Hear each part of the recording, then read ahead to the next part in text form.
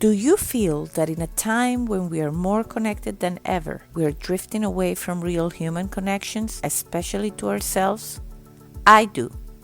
Hi, I'm Leticia Latino, and I want to invite you to join me and my very inspiring guests in exploring ways to reconnect to your essence, to your definite purpose, to what makes you tick.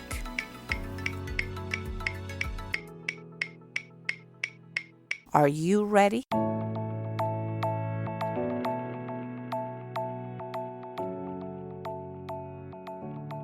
Hello and welcome to a new episode of Back to Basics, Reconnecting with the Essence of You.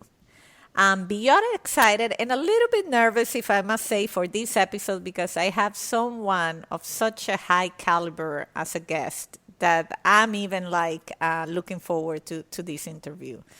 I have with me Venerable Lobsang Chunzom, who is a Buddhist nun, a worldwide teacher of meditation and philosophy in Tibetan tradition.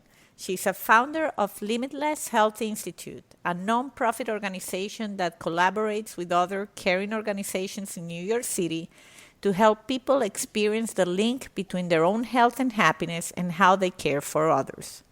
The workshops she designs and facilitates are used worldwide. Chunzom has been a licensed creative art therapist since college, specializing in dance and movement therapy. She has extensive training in ancient meditation techniques, including a 3-year meditation retreat in silence and solitude, which I'm going to ask her about for sure.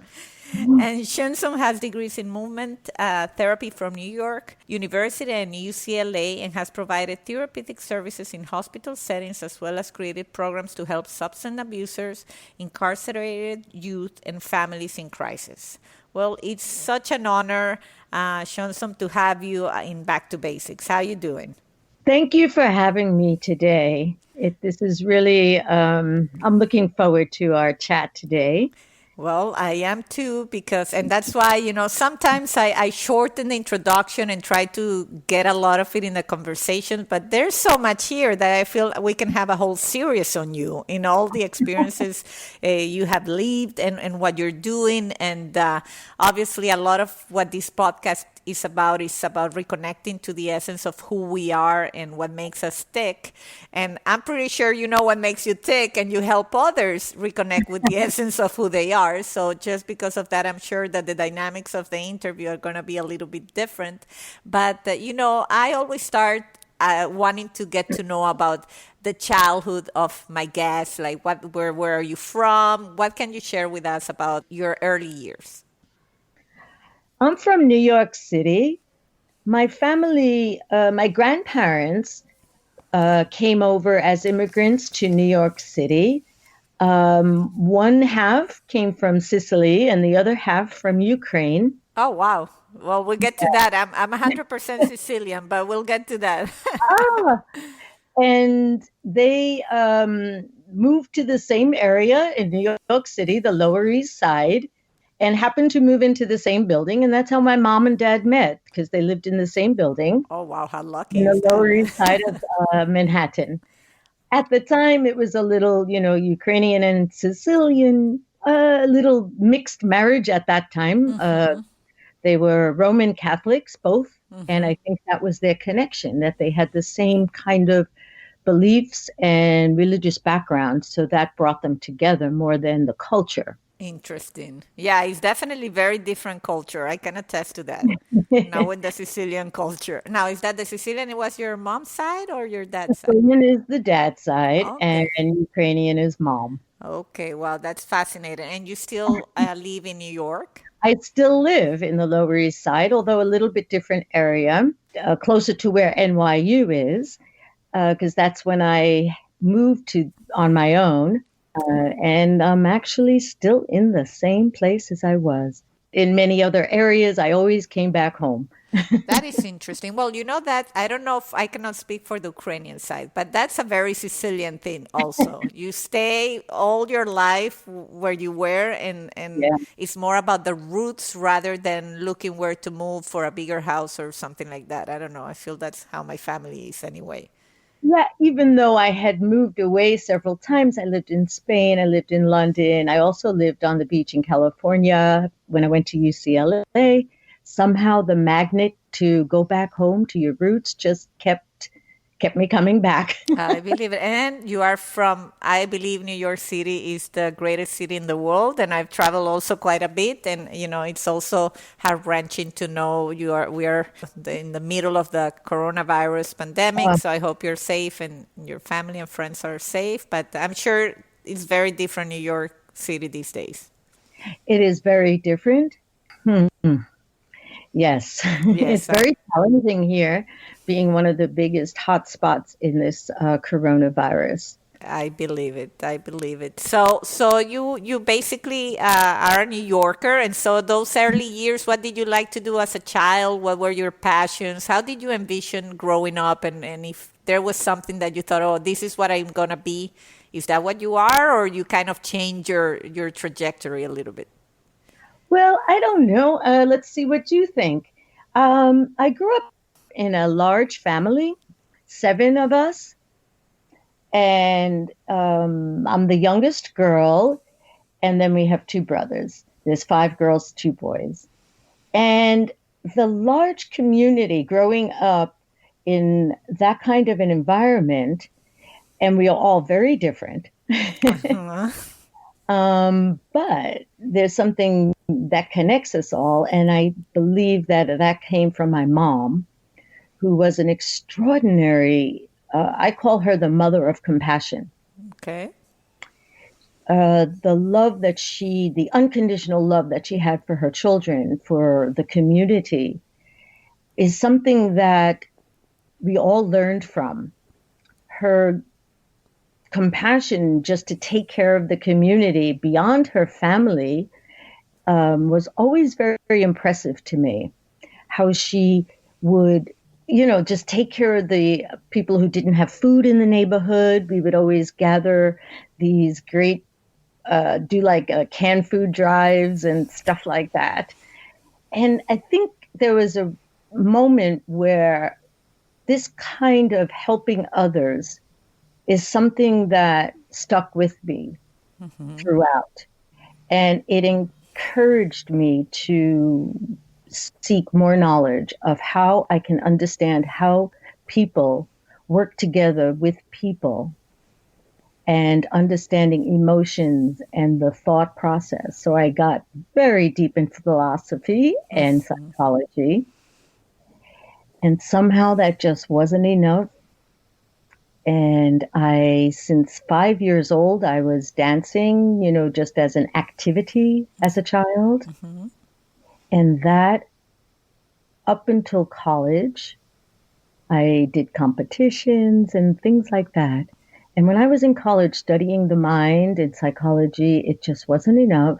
And someone came to me and said, there's this program for dancers who want to be psychologists. Wow, that's how perfect is that? It is. So I see it more as a progression in my life. And I look for the roots, and I look for where I began to take on certain activities and certain ways of thinking as a young person, and how that just kept developing. So interesting. I sometimes, well, I don't know what it is that I read, but I know it's famous quote where it say, when you are ready, the teacher shows up. Yes, And I'm a firm believer on that. yes. And so that's why I was excited for our conversations when they sent me your bio, because I'm Sicilian, as I say, I'm Roman Catholic too. I'm very strong in my faith, but the Dalai Lama's book are some of my favorite. Like, I really like Buddhism in terms of the philosophy and all that, and I always have been intrigued. So I say, wow, this is gonna be a good conversation. Almost doesn't feel fair because I know I'm learning already from you. So Oh, no, I love it. I love to talk about this stuff. because that curiosity, I think, is in a way curiosity that you felt, and you weren't afraid of keep exploring it.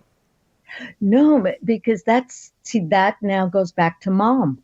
Mom was amazing how she encouraged us all to be individuals within the group, within the family.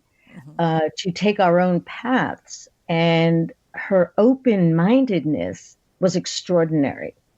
That she didn't didn't hold us back to explore. Yeah, that's powerful. I feel the Mhm. same of as my dad, and your mom was on the Ukrainian side then, but my dad was a Sicilian too, and he's very old-fashioned man and very strict and all that. But yet, he allowed me at 17 to go live in England for a while. And I look back, I'm like, I don't know how he said yes to those things because it's the same thing that you are saying. Is they realized that they had to propel you into your fullest potential. Yes. And that's And admirable. it was really amazing that we had that opportunity because we grew up. I mean, we did not have a lot of money. I mean, we were poor and trying to support all the children in these kind of activities or things that they were interested in. My mom was just extraordinary how she did that. She Yeah. would start community groups so that she could involve all the kids. Yeah. Wow. Amazing. A lot of it was in the Girl Scouts. That's that's amazing. And that's I think goes a lot to say now I'm a mom. I have a 5-year-old and a 9-year-old. Uh-huh. And a lot of us are struggling now in these times because we're working from home and Right. we have responsibility with the kids and the online learning. And this is some of the discussions, at least that I'm having with my friends. It's like you feel guilty because you're not doing certain things that you're supposed to do for work. And I found myself telling someone, yeah, but I feel like right now my biggest calling is always being a mom is the biggest calling. But in this Mm. particular moment in time, our kids need us more than ever. Oh, yes. It's actually in hearing a lot of stories from people who are not teachers, but they're parents, and the different challenges that they are facing, to keep up with the children's education. It's crazy. It And is. but the connections that everyone's making with their child's learning is really pretty amazing. Yeah, it's definitely a unique time. And I read somewhere that there might be more good than Yeah. bad in what we think. And it's true. These kids are going to have those memories of being with mommy and daddy, for a few months at home and living the experiences that we are living. But yeah, it's a struggle. And then you hear someone like you that obviously has a lot of wisdom to share and the impact that your mom and your mom's actions had on you. Hmm. Then Yeah. it's even more stress, right? It's a little bit more stress because you say that's the impact I'm having on someone else's life. And you wanted to make it count. And you want them to be able to say, if my kids say the same things that you just share with us about your mom, about me, I would think I made it. Yeah. Right. Yeah. Yeah. I it's just there's so much that I could talk about how my mom especially, inspired all of us, and also, but gave you that enough space to go and develop on your own. And that to me was one of the greatest gifts. And as well, the teachings that are core teachings of values, that to me is the pressure that I think parents have mostly. It's not so much maybe that I can help you with your math homework and I know math, Yeah, of course. but it's more about the values that we share with the children. And maybe that would be the pressure. Like, then I have to be a really good living example for my child, or just even the children of the community. Children or just even the people of the community can learn from these very core values of loving kindness. And how can I live that? Yeah, well, and There's the pressure. yes, absolutely. Yeah, because that it takes every day waking up and walking the talk. And Yes. or if that's how they say in that SAR. But I know that through everything I've read about you, you obviously do that. I wanna learn more, and I'm sure my audience too. It's about that spiritual path that you started. When did Mhm. that happen, and how did it happen? Because you have given a lot back to to, Uh, to people, and that's admirable. I really don't. like sometimes I think about it, like when did this path begin? When I was younger, about 3 years old, I recall with my mom sitting in a circle of women doing the rosary. They would gather in the neighborhood, all the women with the children that were not yet in school. Hmm. And this was a neighborly activity where they would sit and pray together. And I can remember just sitting there, probably doing nothing but making noises and interrupting the prayers. But it was some kind of a community that my mom created that gave us this taste of a spiritual life. It was beyond church. Church we went to, did all the extra classes, that you had to do to progress in your religion. But she also created community outside of that. And it interested me in some way. As I was very, very young, I could remember getting on the bike and going and sitting at the nunnery, the Catholic nunnery, under the trees and just praying. I learned that it was this moment of reflection that was really important, as then I would be able to go back and be with my family or to be with others, that I had to sit and reflect by myself and think about what is my relationship with this spiritual life, to experience it myself and not only listen to it. And that was a very, that my parents could give me the freedom to do that was really extraordinary. And that you were having already that kind of interest, and you were realizing, because I guess now it's when we are opening our minds more to like meditation and people, Yeah. that we feel, I guess, the lack. And honestly, I think that what we are living right now is the world's or the universe response to say, guys, there's something wrong in this picture. So like it or not, you're going to stop. Yeah, yeah. And Uh, that's really interesting. yeah, it's force, everything that it's important for a lot of people, like the car you drive. I was walking the other day and I say all these fancy cars are stopping their house. Right now they're irrelevant. The house is relevant, especially if it's paid for, which is, the old fashioned thought like, okay, if you have a roof over your head, then you're good. Yeah, exactly. But all these other things that normally we think are relevant have become not relevant at all. And so I think there's a kind of a redesign of the paradigm. We have to see if it's going to last because we tend to, after September 11, I remember going into planes. Everybody was so, no, you cannot go to the bathroom. You cannot cut Right, the food with a knife. And right now you go and it's like everything is back to normal. right, So right.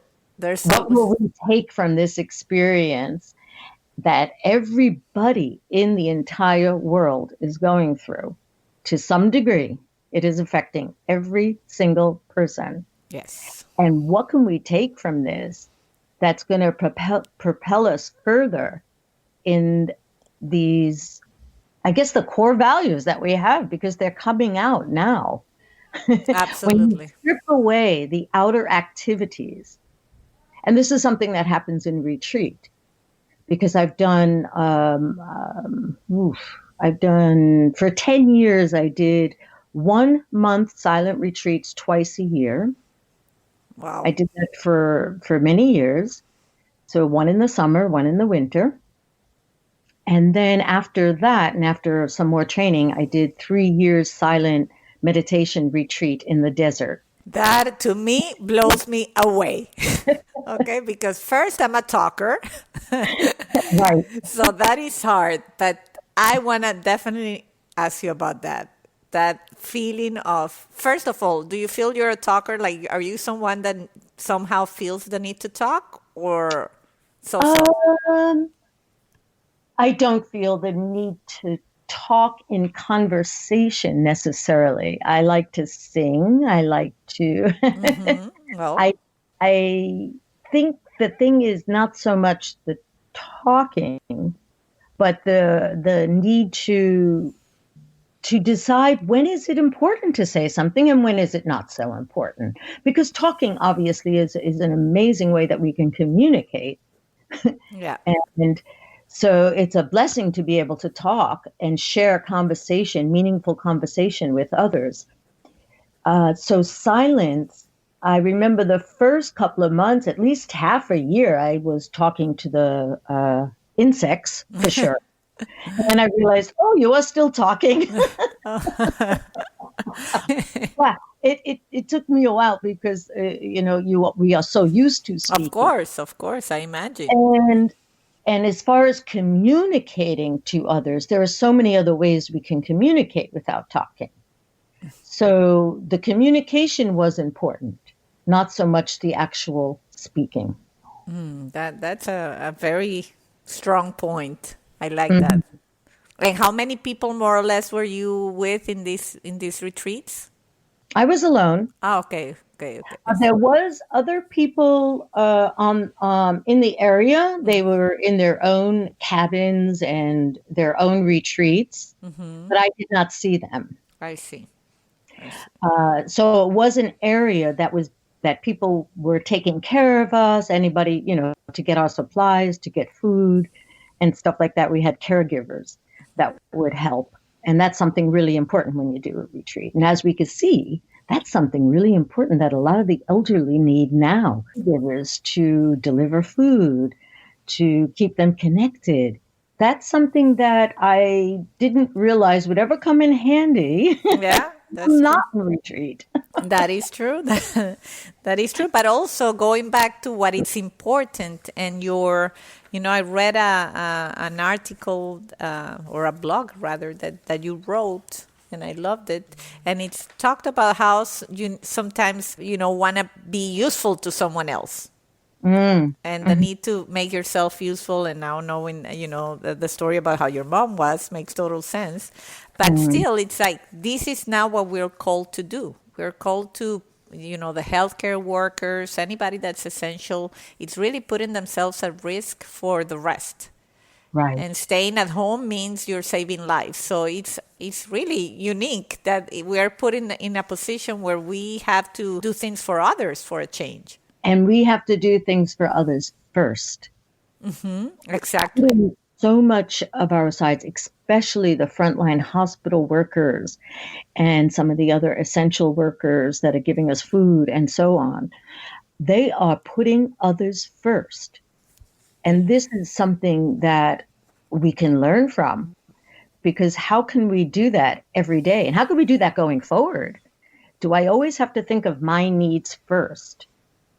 If I give somebody what they need, I can be assured that I will get what I need, because I am now planting the seed to see myself give somebody what they need first. That kind of unconditional love, or just using even my knowledge, right? Because sometimes we are helping others with knowledge, maybe like many, like all the ones out there trying to find the cure for this COVID disease. Yeah. So we have put aside our own needs to take care of others now because it's an emergency. It's a crisis. Parents do it for their children, almost all the time. Yeah, I was going to say that, but it's because it's, being a mom. But I think that's the biggest realization when you have kids. It's like, never again will you be first. Exactly. Never. What does that mean on a daily basis? Yes. And maybe this health crisis has brought us back to that, that is something that's most important. Yes, I totally agree. And so you obviously have developed programs that help people achieve a happier life, help, as I mentioned, family in crisis, incarcerated youth. Tell us a little bit about your programs and your institute, anything that you want to share. It was a bunch of us professional psychotherapists, social workers, health practitioners from all different kinds of backgrounds. We were working, I was working at the time at Kings County Hospital in the forensic unit. And there were a lot of changes going on with, the hospital, Health and Hospital Corporation. And a bunch of us said, hey, let's just get together and offer all these things that we're offering here on our own. And that's how we began to create Limitless Health Institute. It was a collaboration of many different health and happiness professionals that came together to help others have access to some amazing programs free of charge. Wasn't necessarily like for charity, because we found that the access to this kind of knowledge, people who also had a certain amount of funds didn't have access mentally to these kind of programs.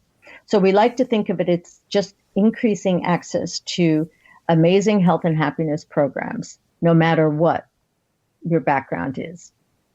Wow, that's very powerful. And that, yeah, because the knowledge doesn't know wealth, doesn't know social circumstances. Knowledge wants knowledge. And sometimes I agree. One of my questions when I knew I was going to interview you was, if you can give advice or suggestions, because me included, but other people I know, sometimes they say, oh, this has always appealed to me. I have one of my best friends. Fortunately, she went through a very nasty divorce, but she didn't have kids. So I know she was always very intrigued like me, and she went to a retreat in Tibet. Like, she did the whole thing. And every time I look at the pictures, I was so a little bit jealous, a good jealous, right? It's like, oh, if I could just get on a plane and do the same, but I can't because I have small kids. And so you wonder, like, okay, where can I go to like get that deep experience in a way, or to awaken? Because you see meditation classes and all this, but some wisdom and knowledge, I think sometimes is different from just practicing meditation. I don't know. I don't know I if that would makes say sense. you would need the wisdom and knowledge before practicing the meditation. And then you'd have to say, well, what kind of knowledge would I need before I do the meditation? So do you have advice, like people that say, oh, I want to start, I feel the need to like start getting to know myself better or going into this path? I think, first of all, you mentioned something about like parents and children. So I think it's really important that we start at home, not necessarily thinking I need to go somewhere to do this kind of a practice. Now, I may need to go somewhere or to access the knowledge and the wisdom to study from somebody who you admire as a teacher, someone that you can look up to, so then you could learn from them. So sometimes we do have to travel to that, or now everything is online. It's a unique moment. No, I agree. Like, this moment is bringing knowledge to our home. Yes. Because a lot of people are making programs available for free. Yes. And that's, I think, something very powerful that's happening right now. I think also once you can get some inspiration from some people on the things that are offered online, there's a special connection we have to make as well. On top of that, when you're learning something so deep, you want to have some contact eventually with this person, let's hope. Yes, absolutely. Absolutely. Good point. When we start at home, then it really begins by just creating a small space, a small corner in your own home, where every time you enter into that space, it's like, this is my moment. This is my space. I am going to sit here, stand here, lay here, whichever, and do what I need to do to develop inside so that I could be a better person. So it's always beautiful to set a little place in your home where you can find the time to sit and be by yourself. Now, I would also include a little cushion or something there for my children when they want to join me. It's not that this is time without my children. This is just time for me to contemplate on these ideas. So if my children want to join me, then that is good. Yeah, They don't have to, but they can. So it's people think sometimes it's to remove yourself from those around you to get this kind of contemplative moments, but it's our ability to sit quietly depends on others. That's a great point. Yeah. I don't want to remove myself. When I did 3 years, by the third year, it's very difficult to explain, but through my practice and my meditation, I felt closer to everybody. Because maybe you remember Communicating. their essence or their core and that you feel closer. I don't know. We feel closer we are all the same. Every single person wants to be happy. Every single person does not want to suffer. And in this way, we are equal. There is no difference between us. Powerful. When I started reading about Buddhism, and I know that it's very put there and ingrained in every reading that Mhm. it's definitely, you can never hate anybody based on what you just said. That's right. And then there's one thing that when you create that space for yourself to contemplate, to meditate, to give to yourself, to grow, so that we can help others better, there's something that is super, super, super important. I only have, say, 15 minutes to sit, to give that time to myself. The time between the day that I sit down today, and then I know that I'm going to meditate tomorrow, between today and tomorrow, that's where your meditation practice is developed, is when I am interacting with you. I have to help you have some peace of mind. I have to help you to be calm. If I am helping you to be anxious, or if I am interrupting you when you're talking, even, or like little actions that we do all day long, when I sit to meditation, my mind will be disturbed. I will have interruptions. So it's a mirror of what we do during the day will only come up when you're sitting quietly. And I think a lot of people are experiencing now that their activities have lessened on the outside. So now they're on the inside Yeah, that's a good point. and they can see more clearly, maybe. Yeah, no, absolutely. I think it's a reflection, right? That we have to be inside. And what I felt happen initially is that a lot of people were looking to do teleconferencing and Zoom and let's have a happy hour. And I almost was like, no, I'm a kind of enjoying a little bit of quiet because I guess for work, that's a lot of what I do, a lot of Mhm. socializing. I'm in sales. And now I feel that people finally are getting like, okay, we are in this, it's supposed to be quiet time. And even people are getting tired of all these teleconferences and all these sessions. So it's interesting to see that transform a little bit since we started the self-distancing. Yeah, I think it took a little time for people to adjust to that change of activity level. And then many people go into maybe saying, I'm bored now, instead of being able to use that time differently.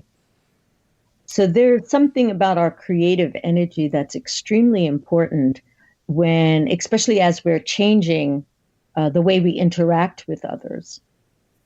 And where does that creativity, where is it being stored?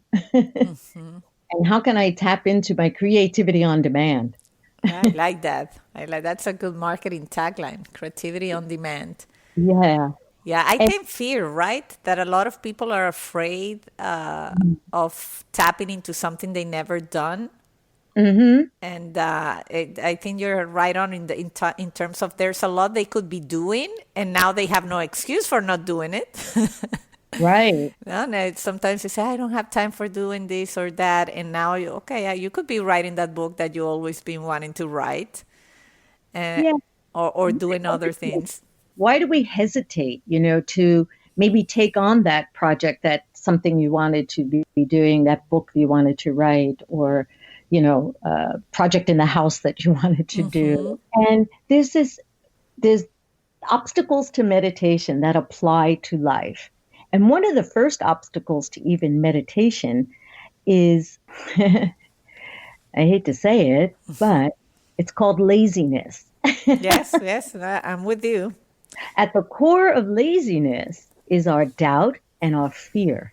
Yes, I have you ever written the book now that you say that, Outwitting the Devil by Napoleon Hill? No, no, I have not. Oh, that I is one of my aha books, and it kind of says that a little bit. Is that that one of the tools, let's say the bad forces, let's call it bad forces, use Sure. it's laziness. Like they know what we are attracted to, and to Mhm. fall into this hypnotic rhythm. Well, the best way to cut the laziness is for whatever you're being lazy not to do, that action that you're talking about doing, even if it's just sitting down to think, in meditation, whatever that is, you have to want to do it. You have to see that it has some benefit to yourself and to others. And we use this really interesting way to think about it, like when you were in junior high school and you might have seen somebody that you wanted to, hang out with, have a relationship with. You wanted to be close to them, you wanted to hang out with them. So you already had the desire to want to. And also, this person that you wanted to be with, you saw some really good qualities in them. You saw something you like. It could have been just that they were cute, That always helps. right? It could have been that they were good in sports or whatever our crushes were back then. Maybe they danced good. I remember those. Uh-huh. Um, so then you have interest, you have desire. Then there's something about them that you like, and then you imagine, oh, if I'm together with this person, and then I would be able to be like them, or we could enjoy things together. So I wanted, I see qualities I like, and then I want to be together with that. So I am going to do everything I can to start hanging out with this person. You create the ways that you bump into them in the hallway. You Yeah, yeah. create ways where you happen to be on the street corner when they're passing by. This is what we do in junior high school. Yeah, that's true.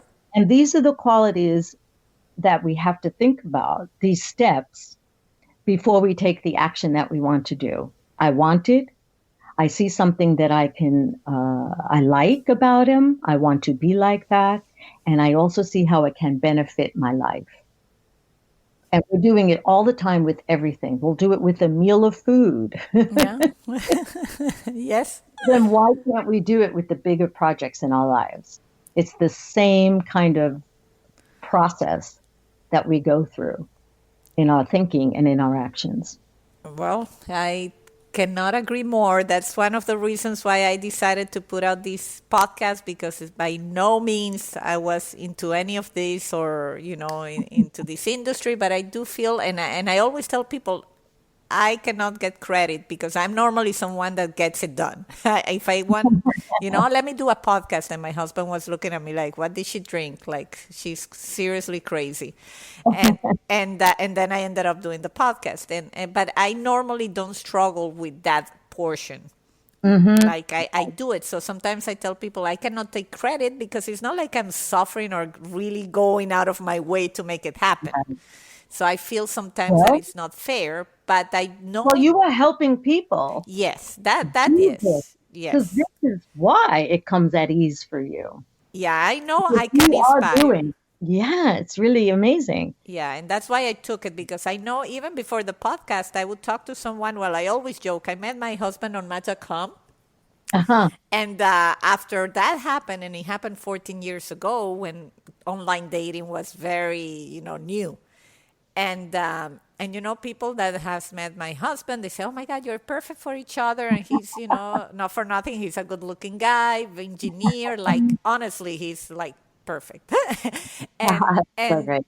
and then people don't believe that I met him online, because for some reason there's this stigma that everything that's online it's not good, or and so that shocked them. And after I started talking about it, because some people hide the fact that they met online, And I Right. don't. I actually I'm happy because it's a miracle, that we Mhm. found each Oh, other. mother. And I have like 4 friends of mine that have found their husbands online after, like me telling them, maybe this happens for you. Just put it out there.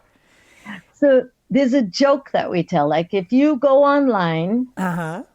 to meet your partner, Yes. or do I go to the corner a network at with my colleagues so I could meet a partner? Mm-hmm. Which one do I choose? How can I really meet somebody that I want? And this goes back to the idea that why do I want that relationship? Let's say I'm lonely and I want a relationship.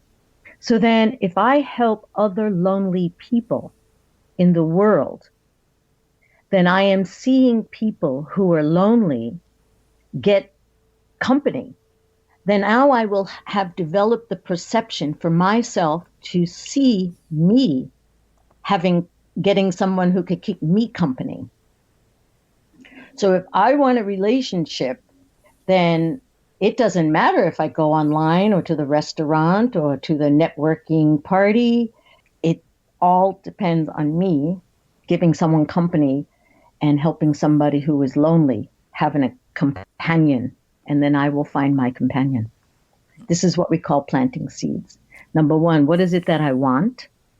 Then number two, think about somebody who I can help that wants the same thing as I do. And as we know right now, everybody wants the same thing right now. So Absolutely. now we have great opportunity. I mean, not for relationship, but for our own health and happiness. And then the third is actually going out and helping them at least 1 hour a week. Mm-hmm. You dedicate and that action to number four is where you sit back and in that little space that you created at home and you rejoice and you just be happy about what you did for somebody else. And this waters the seed in our mind to flower into me finding my companion. Beautifully said. It's so powerful, your words. And if I may add, because Mm, I'm a firm believer and in everything you've said, sometimes people, even people I brought on the podcast, they ask, I find one of the impediments is that people ask, well, but what's in it for me? Like, why are you doing this? Like people, and I've said this before in the podcast, people mm, ask me, why are you doing this? What you want to gain out of it? And mhm, and they get crazy when I say I don't want to gain anything. It just brings me joy to have mm, great conversation because now someone that didn't know about you, I didn't know mhm. about you, and you came into my life. And now other people that didn't know about you, I'm sure things you've shared in these podcasts, they're gonna find beneficial. And I already start getting emails about people. Oh my God, this thing this guest said, or something like value. I will say, though, it's cool that we don't necessarily want anything in return. This is great.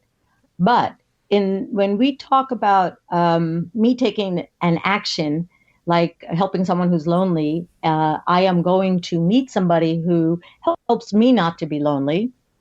You cannot stop the force of that coming back to you. You can say, I don't want, I don't need, Absolutely. but it's going to come to you anyway. Yes, and I once I mean I don't meditate per se, but I read the Bible every night before I go to Cool. bed. A little versicle, right, to keep me Nice. grounded. And I was having this issue, right, with planting the seed because I like to plant seeds and I don't put a lot of thought into what's happening. And it's I now Hmm. forget which verse it was, but it says something about the fact that you planted the seed and don't see it growing every day Hmm. doesn't mean it's not growing. That's right. The fruit will be there at some point, and the fact and it Absolutely. takes time, and you're not seeing it grow every day, and you don't think about it, but one day you'll see it. Aha. Now, this is key. You say you don't think about it. The key to helping it to grow faster is the thinking about it. Oh, great. So you are replaying in your mind in this, we call it coffee meditation because it's a meditation where you just sit with a cup of coffee or a cup of tea or whatever, and you sit, you relax. You're not eyes closed, sitting in lotus position or anything. You just sit back and you relax. You could stare at the wall and or whatever. Mm-hmm. The point is that you're thinking about the goodness that you have done that day and the goodness that other people around you have done. And this kind of thinking, imagine laying down before you go to bed and thinking of the good stuff you did, and how when you go into your sleep, how that just stays in the mind throughout that time. You're just spent hours at the end of the day with good thoughts in your mind. It's going to help push out all the worries and all the other concerns. But this watering of the seeds, thinking about it. So when I wake up, guess what's going to be on my mind? The goodness that I can do today. Well, I can tell you, you just give me a nugget of wisdom that it's going to serve me a lot, because that's definitely something I don't do too often. That We must recall the kindnesses we do. Yeah. Yes, but if there's something like I don't know, sometimes it doesn't feel right, but I totally agree with you. It makes sense. It makes sense. It doesn't feel right because we're getting it confused with the wrongful pride or something, that it should make me look like a better person or something if I'm being happy about this. It's just developing the patterns of thinking and of our thoughts, that if we could focus more on the loving qualities of somebody than the things we do not like, we're kind of training the mind of how to interact with others and just how do we think about others. If I'm being happy about the goodness that I did or someone else did at the end of the day, then when I see them face to face today, I'm going to see some goodness in them. Wow, this I know, I mean, I could talk with you for weeks. So I have appreciated this conversation so much. And I definitely want to give you an open mic to share anything else you want to share of your future plans or anything you're working on that excites you. Consider an open platform. Well, Limitless Health Institute right now, we have several programs that we've just initiated based on the a health crisis right now. And we're doing some special programs for the hospital workers, giving them not only some meditations, but also to help them deal with some of the trauma and some of the emotional Yes. things that are happening for them right now as they're trying to do such great work. So we have a celebrating caregivers program that we've opened up now for hospital frontline workers. And the other program, the Inner Essentials, that we're doing at Limitless Health Institute is a meditation program. We've done some fantastic videos of some meditations that will help with anxiety and fear and the uncertainty of this time and what we can do. And that leads people into a in-depth training on meditation if they wish. Wow.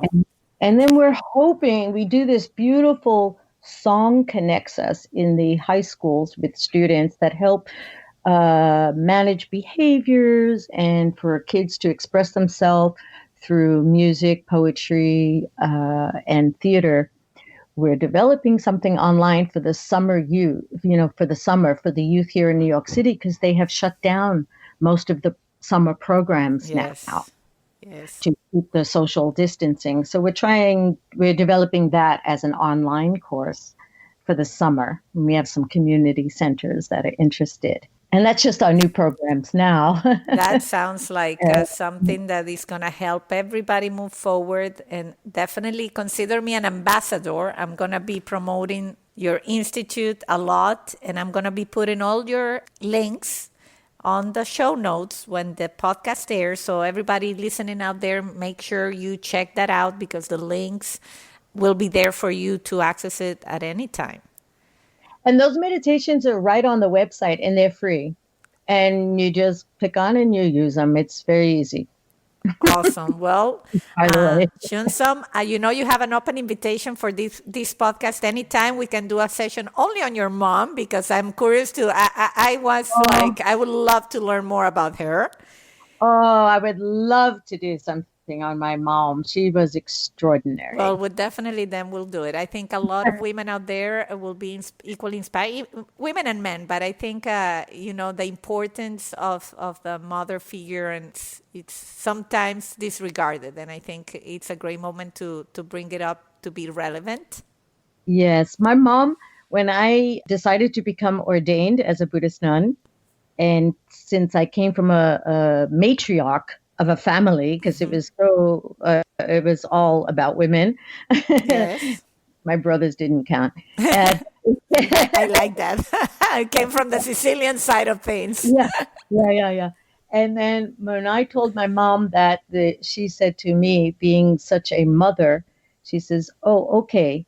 So you are not going to have children and you're not going to have that family life. Then it is up to you to take care of all the children in the world." Oh, wow. Yeah, Oh, my God. this is my mom, and this is what I have to live up to. Well, but it sounds to me with all the programs and all you're doing that you're definitely living up to that expectation. Yeah. Fantastic. Well, I really thank you for your time. This has been very, very insightful and enjoyable for me. And I'm blessed to have met you. I wish you all the best in all the initiatives you're leading. And you too. Thank you so much for taking, the time to air something like this and all the other beautiful podcasts that you do. Oh, Uh, thank you so much. Thank And you for until the next time, because I know there will be another. Okay, great. Take care. Look forward to it. Thank you very much. Bye bye.